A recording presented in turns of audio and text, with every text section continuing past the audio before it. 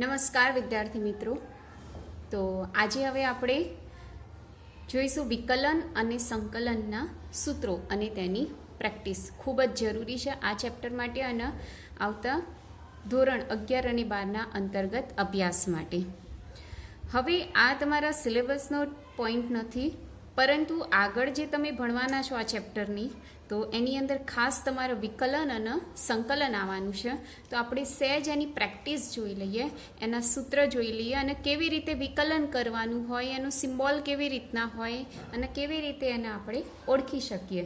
તો સૌ પ્રથમ શરૂઆત કરીએ છીએ વિકલન, એનું સૂત્ર અને એની પ્રેક્ટિસ માટેના દાખલા.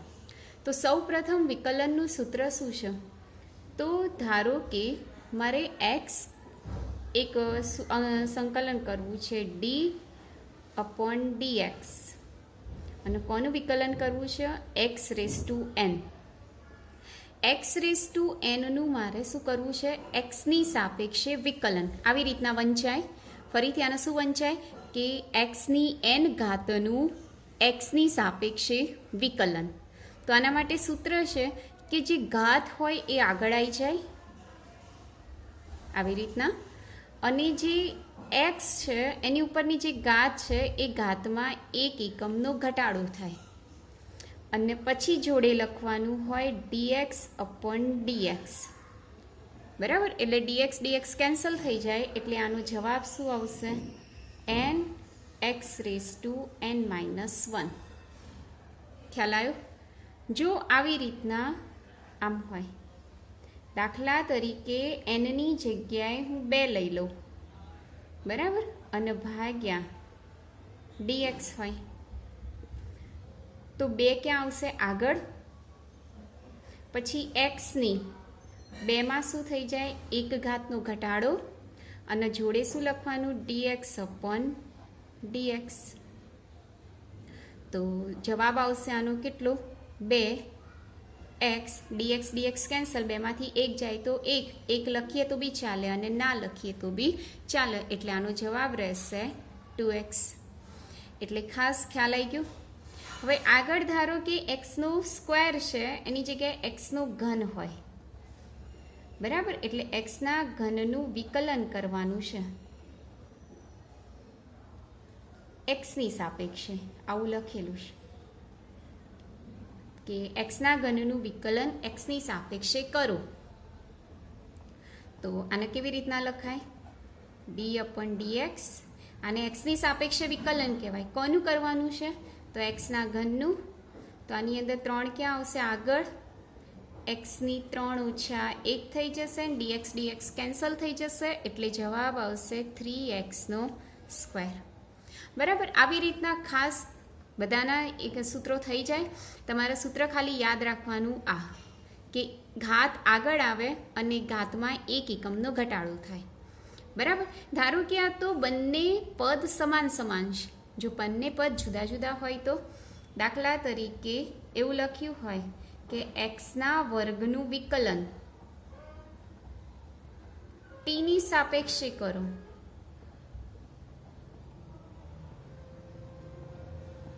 બરાબર? તો આના માટે શું આવશે કે d/dx dt થઈ જશે, અહીંયા એક્સનો વર્ગ, તો વિકલન તો એની એ જ રીતે થશે, 2xની 2 - 1 જોડે dx શું થઈ જશે? dt.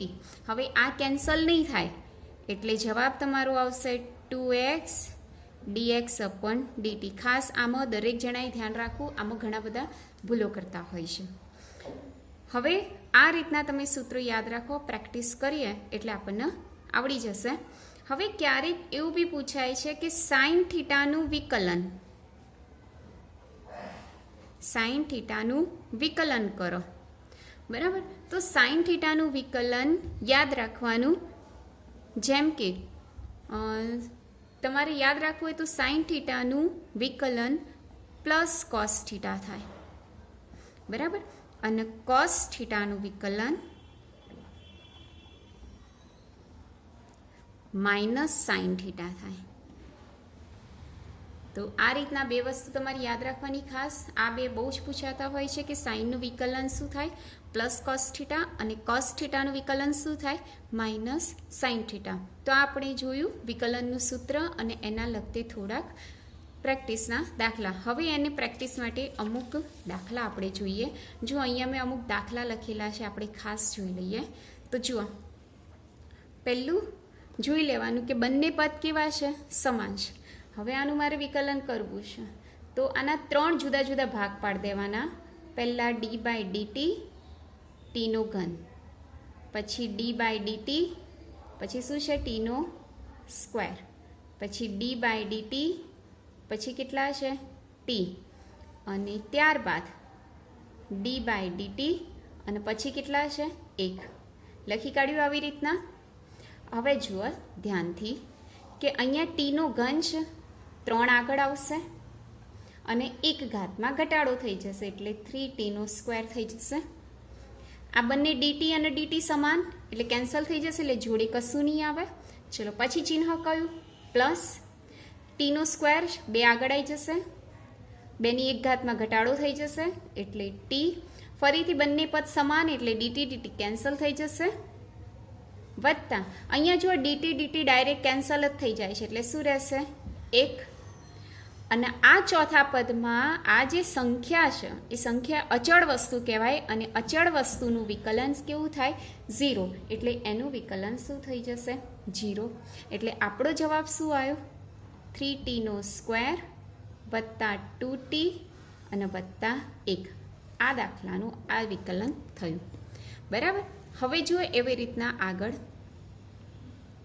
કે આ બંને પદ કેવા છે જુદા જુદા. પહેલાં તો વિકલનનો એક જ નિયમ, ઘાત ક્યાં આવી જાય આગળ, ઘાતમાં 1 એકમનો શું થઈ જાય ઘટાડો. જોડે બંને પદ જુદા જુદા છે એટલે આપણે અહીંયા લખવાનું dx/dt. આવડશે ને દરેકને? ચલો આની વાત કરીએ. તો આ થોડુંક વ્યસ્ત છે એટલે ટી સ્ક્વેરનો ઉપર લઈ આવીએ, શું થઈ જશે ટીની -2. ચલો હવે -2 આગળ આવશે, લખ્યા.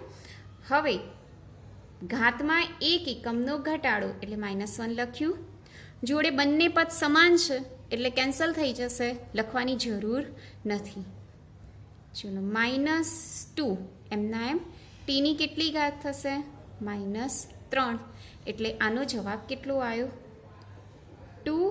પછી ટીની -3 નીચે જાય એટલે કેટલા થઈ જાય ભાગ્યાકારમાં થઈ જાય ટીનો ઘન, એટલે આ દાખલાનો આ જવાબ આવે. ચલો એવી રીતના અહીંયા તો સૌ પ્રથમ તો આ જે સહગુણક કહેવાય, આ સહગુણકવાળો દાખલો કહેવાય. તો 3 ને 12 લઈ આવવાનું એટલે આવી રીતના થઈ જાય. અંદર શું રહેશે ડી બાય ડીટી 1/x² છે, x² ઉપર જાય એટલે xની -2 થઈ જાય. ચલો હવે 1/3 એમના એમ રાખવાના, -2 આગળ આવશે, xની કેટલી ઘાત થશે -2 -1 થઈ ગયું. તો આનો જવાબ શું આવશે તો જુઓ -2 તો એમના એમ, ભાગ્યા 3 તો 6 જ, અને xની કેટલી ઘાત -3, એટલે આનો જવાબ કેટલો આવ્યો તો ધ્યાનથી જુઓ -2/3 તો એમના એમ જ, પણ જે xની -3 છે એ છેદમાં આવી જાય એટલે xનો શું થઈ જાય ઘન. ખ્યાલ આવી ગયો દરેકનો? બરાબર. તો આ રીતના થાય.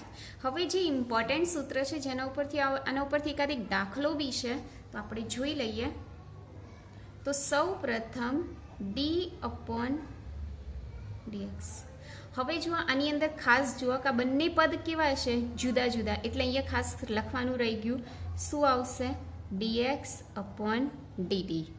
પદ જુદા જુદા હોય તો અહીંયા લખવાનું, જો જુદા જુદા ના હોય સમાન હોય તો અહીંયા લખવાની જરૂર નથી. ચલો હવે આની વાત કરીએ. તો પહેલાં તો સૌ પ્રથમ 3x + 2 ઉપર લઈ જવાનું, આ પહેલું સ્ટેપ. એટલે અહીંયા કેટલી ઘાત થઈ જાય -1. ચલો હવે આવા દાખલામાં કેવું કરવાનું, થોડુંક ઓકવર્ડ છે કે -1 ઘાત આગળ લઈ આવવાના, બરાબર. પછી 1 ઘાતમાં ઘટાડો થઈ જાય એટલે આપણે અહીંયા લખી કાઢીએ 3x + 2 અને -2, કારણ કે -1 માં -1 થાય એટલે કેટલા થઈ જાય -2. અને ત્રીજો સ્ટેપ છે કે 3x તમારે વિકલન કરવાનું. તો 3x વિકલન કરીએ તો કેટલા આવે? 3, બરાબર. અને x એક ઘાત, એક આગળ આવે અને એકમાંથી એક માઇનસ એટલે 0 થાય, એટલે x 0 એટલે 1, એટલે 3x વિકલન શું થાય? 3. આટલા સ્ટેપ કરવાના. પહેલું સ્ટેપ શું કરવાનું કે જે તે પદને ઉપર લઈ જવાનું એટલે -1. બીજા સ્ટેપમાં ઘાત આગળ લઈ જવાની. ત્રીજા સ્ટેપમાં ઘાતનો એક એકમ ઓછો કરી દેવાનો. અને ચોથા સ્ટેપમાં એક્સના પદનું શું કરવાનું? વિકલન. એટલે અહીંયા 3x છે તો 3x વિકલન શું થાય? 3. જો તમને યાદ હોય તો આપણે અહીંયા કર્યું હતું કે અહીંયા ટીનું વિકલન શું થતું હતું? 1. એમ 3t હોય તો વિકલન શું થાય? 3. એમ 4t હોય તો વિકલન શું થાય? 4. અહીંયા કેટલા x છે? 3x છે એટલે વિકલન કેટલું થશે? 3. હવે આનું સાદુરૂપ આપી દઈએ તો -1 ગુણ્યા 3 3 થશે. અને 3x + 2 ની -2 છે એ છેદમાં આવે એટલે કેટલા થશે? 3x + 2 ની +2. એટલે આવા દાખલાની તમારે પ્રેક્ટિસ ખાસ જરૂર છે. હું આના રિલેટેડ જેટલા પ્રેક્ટિસના દાખલા છે તમને વોટ્સઅપ કરી દઈશ, એટલે તમારે બધા લખીને કમ્પ્લીટ કરવાના છે, બરાબર. પરંતુ જેને આ વિડીયો જોયો હશે એના જ આ બધા દાખલાઓ આવડશે, એટલે ખાસ એ જોઈ લેજો. હવે આગળ લઈએ આપણે વિકલનની જેમ આવે છે એક સંકલન, બરાબર. જેમ વિકલનને આપણે d/d વડે બતાવીએ છીએ એમ સંકલન માટે આવો એક સિમ્બોલ છે, બરાબર. એનું સૂત્ર આને શું કેવી રીતે વંચાય કે x સાપેક્ષે x⁴n નું સંકલન, બરાબર. તો આના સૂત્રમાં શું છે કે ઘાત વિકલનમાં શું થતું હતું? ઘાત આગળ આવતી હતી. આની અંદર શું થશે? ઘાત નીચે જશે. પણ કેવી રીતના નીચે જશે? તો જુઓ આવી રીતે કે એક તો ઘાતમાં એક એકમનો વધારો થશે. પેલામાં શું થતું હતું? ઘાતમાં એક એકમનો ઘટાડો. બીજું, પેલામાં ઘાત આગળ આવતી હતી, આમાં ઘાત ક્યાં આવશે? છેદમાં. એટલે આ જવાબ થશે તમારો. ખાસ ફરીથી સમજાવી દઉં કે અહીંયા ઘાતમાં એક એકમનો શું થાય? વધારો. પેલામાં એક એકમનો શું થતો હતો? ઘટાડો. પેલામાં ઘાત ક્યાં આવતી હતી? આગળ. અહીંયા ઘાત ક્યાં આવે છે? નીચે, પણ એક એકમ વધીને, બરાબર. દાખલા તરીકે મારી પાસે અહીંયા n ની જગ્યાએ સ્ક્વેર હોય અને dx હોય તો આનો જવાબ કેટલો આવશે? જેમ n+1 છે એમ અહીંયા શું આવશે? 2+1 ભાગ્યા 2+1. એટલે જવાબ આવશે x3 ભાગ્યા ઘન. ચલો, આની જગ્યાએ મારી પાસે 3x² dx હોય તો શું થાય? 3 તો એમના એમ જ રહેવાના. સહગુણકને કશું કરવાનું નહીં, સહગુણક એમનું એમ જ રહેશે. તો હવે શું થશે? એક એકમનો વધારો થશે એટલે 2+1 ભાગ્યા 2+1. એટલે કેટલા થશે? 3x3 ભાગ્યા 3. આમાં 3 3 કેન્સલ થશે એટલે જવાબ આવશે x3, બરાબર. ફરીથી એક ઉદાહરણ લઈ લઈએ તો દાખલા તરીકે અહીંયા x3 હોય, અહીંયા dx હોય તો 3 ક્યાં આવશે? એટલે 3 નહીં, પણ 3માં એક એકમનો વધારો થશે ભાગ્યા 3+1 થશે. એટલે જવાબ આવશે x4 ભાગ્યા 4. આવી રીતના થશે. સપોઝ આપણે એવું ઉદાહરણ લઈએ કે જેમાં 3x² + 2x હોય ઇન્ટુ dx હોય, બરાબર. તો આવામાં શું કરી દેવાનું? અલગ અલગ કરી દેવાનું. 3x² ઇન્ટુ dx વત્તા સંકલન 2x ઇન્ટુ dx થઈ ગયું. હવે આમાં શું કરવાનું? 3 બહાર કાઢી દેવાનું. અંદર શું રહેશે? x² dx વત્તા આમાં 2 બહાર કાઢી દેવાનું. અંદર શું રહેશે? x dx. ચલો, હવે 3 એમના એમ x² છે એટલે શું લખવાનું? અહીંયા 2+1 ભાગ્યા 2+1 વત્તા 2. અહીંયા શું થશે? x1+1 ભાગ્યા 1+1. એટલે જવાબ આવશે 3 એમના એમ x3 ભાગ્યા ઘન વત્તા 2x² ભાગ્યા 2. 3 3 કેન્સલ, 2 2 કેન્સલ, એટલે જવાબ શું આવશે? x3 વત્તા x². તો આ દાખલાનો જવાબ તમારો આ થશે. એટલે સ્ટેપ બાય સ્ટેપ આપણે સંકલન કરતું જવાનું. એનાથી આગળ જોઈએ તો જુઓ, ઉદાહરણ આપું તો દાખલા તરીકે આ તો ધન પ્લસ ઘાત હતી. મારી પાસે આવી રીતના છે 1/x ઇન્ટુ dx, બરાબર. દાખલા તરીકે અહીંયા એક્સનો સ્ક્વેર છે, તો હવે આના માટે શું લખાય? એક્સની -2 dx લખાય. ચલો, જેવું તમે સંકલન કરો એટલે આ ચિહ્ન કાઢી દેવાનું અને મોટો બ્રેકેટ લખી દેવાનો. બરાબર. એટલે શું થશે? -2 વત્તા 1 ભાગ્યા -2 વત્તા 1 થઈ ગયું આવી રીતના. હવે શું થશે? એક્સની -1 અને નીચે -1, -1 ઉપર આવી જાય એટલે -1 આમાં ઉપર ના આવે એટલે આ માઇનસ ચિહ્ન હું અહીંયા લખી કાઢું એટલે એક્સની -1 થઈ જાય. એક્સની -1 નીચે આવે એટલે -1 ભાગ્યા એક્સ, એટલે આનો જે જવાબ છે કયો? 1/x² into dx.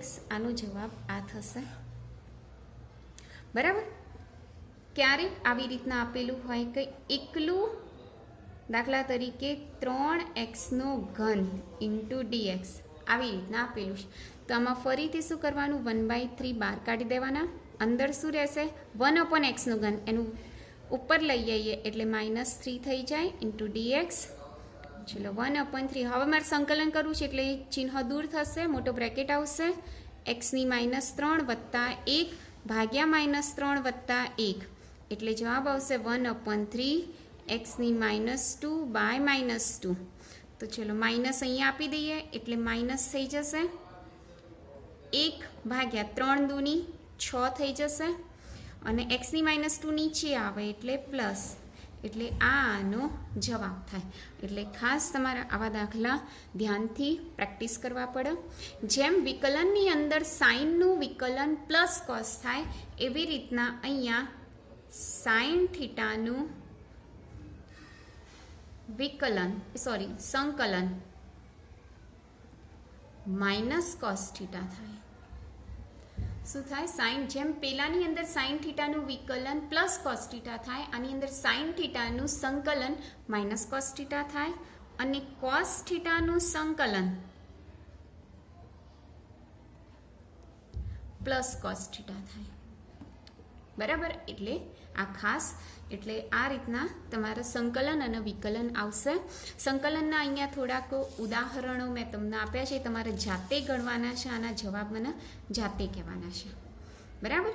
એટલે આ ખાસ એની અંદર આ દાખલો હું તમને સહેજ કહી દઉં કે જ્યારે 1/x આવે એટલે તમે અહીંયા સુધી શું કરશો? -1 ઇન્ટુ dx કરશો.